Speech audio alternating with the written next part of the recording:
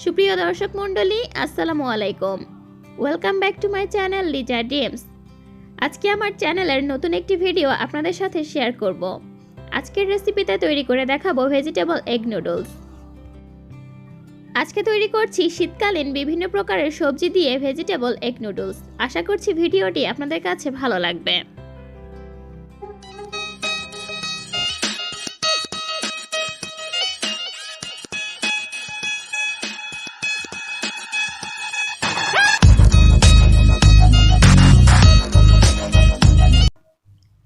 Vegetable egg noodles তৈরি করার জন্য আমি এখানে বিভিন্ন প্রকারের সবজি নিয়ে নিয়েছি। সবজিগুলো নিজেদের ইচ্ছা মতো আপনারা ব্যবহার করবেন। আমি এখানে যা যা সবজি নিয়েছি তা হচ্ছে গাজর কুচি, আলু কুচি, টমেটো কুচি, বাঁধাকপি কুচি, ক্যাপসিকাম এবং ফুলকপি। এই সবজিগুলোকে আমি লম্বা লম্বা স্লাইস করে কেটে নিয়েছি। চাইলে লম্বা লম্বা স্লাইসের পরিবর্তে কিউব করেও সবজিগুলোকে কেটে নেওয়া যাবে। সবজিগুলোর মধ্যে গাজর কুচি, আলু কুচি, ফুলকপি, ক্যাপসিকাম এবং বাঁধাকপিগুলোকে আমি হাফ সিদ্ধ করে নিয়েছি। শীতকালের এই সময়টাতে এই সবজিগুলো কিন্তু সবসময় বাজারে পাওয়া যায়। এগ নুডলস রান্নার জন্য আমি আর যা যা উপকরণ নিয়েছি তা হচ্ছে মটরশুঁটি, কাঁচামরিচ কুচি এবং পেঁয়াজ কুচি। মটরশুঁটিগুলোকে আমি হাফ সিদ্ধ করে নিয়েছি। কোকোলা নুডলসের দুটো রোল নিয়ে নিয়েছি এবং নুডলসগুলোকে আমি এখন মাঝখান দিয়ে ভেঙে নিয়েছি। সেই সাথে নিয়ে নিয়েছি একটি ডিম, সয়া সস 2 টেবিল চামচ এবং নুডলসের মশলা 2 প্যাকেট। নুডলসগুলোকে সিদ্ধ করে নেওয়ার জন্য আগের থেকে চুলাতে পানি গরম হতে দিয়েছি। পানিতে বলক চলে এলে সামান্য পরিমাণে তেল দিয়ে দিচ্ছি এবং সেই সাথে দিয়ে দিচ্ছি নুডলসের স্বাদ অনুযায়ী লবণ। এখন নুডলসগুলো দিয়ে দিচ্ছি পানির মধ্যে সিদ্ধ করে নেওয়ার জন্য। নুডলস যে পানিতে সিদ্ধ করবেন চেষ্টা করবেন সেই পানির মধ্যে সামান্য পরিমাণে তেল দিয়ে দিতে। এতে করে নুডলসগুলো সিদ্ধ করে নেওয়ার পরে স্টিকি হয়ে যাবে না, নুডলসগুলো অনেক ঝরঝরে থাকবে।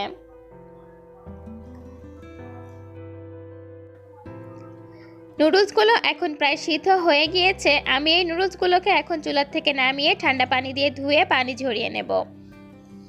অন্যদিকে চুলায় একটি প্যান বসিয়ে দিয়েছি এবং সামান্য পরিমাণে তেল দিয়ে দিচ্ছি। প্রথমে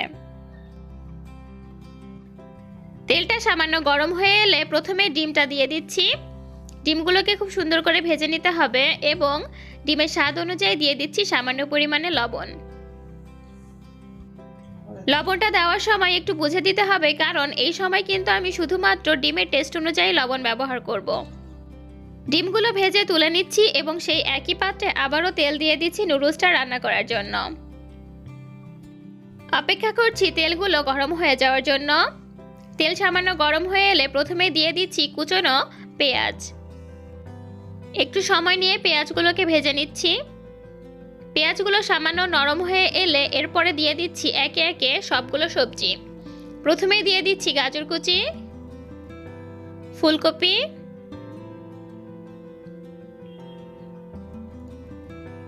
এবং আলু কুচি। এই সবজিগুলোকে এখন খুব ভালোভাবে ভেজে নিতে হবে। সবজিগুলোকে ভেজে নেওয়ার সময় চুলার হিটটাকে মিডিয়াম লো হিটে রেখে সবজিগুলোকে ভেজে নিতে হবে।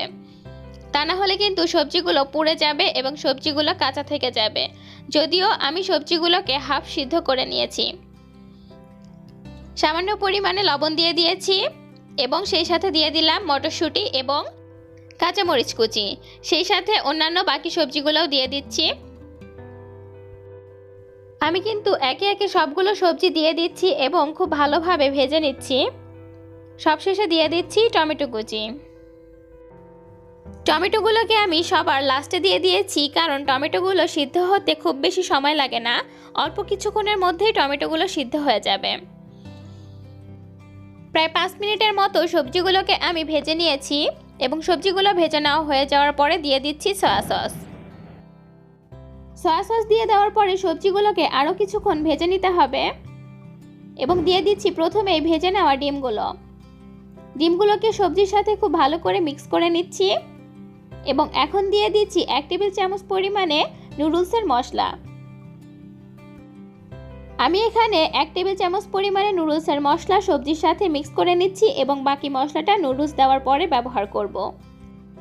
এখন দিয়ে দিচ্ছি সিদ্ধ করা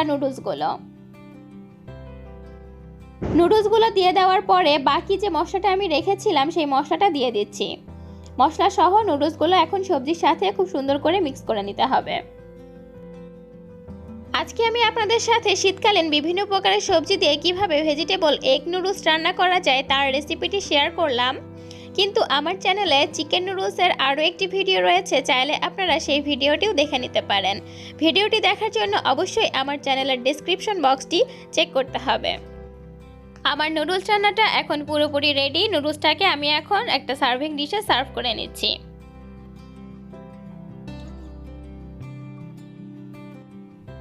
নুডলসগুলোকে আমি গাজরের স্লাইস দিয়ে ডেকোরেশন করে নিয়েছি এবং নুডলসের কালারটা কিন্তু অনেক সুন্দর হয়েছে।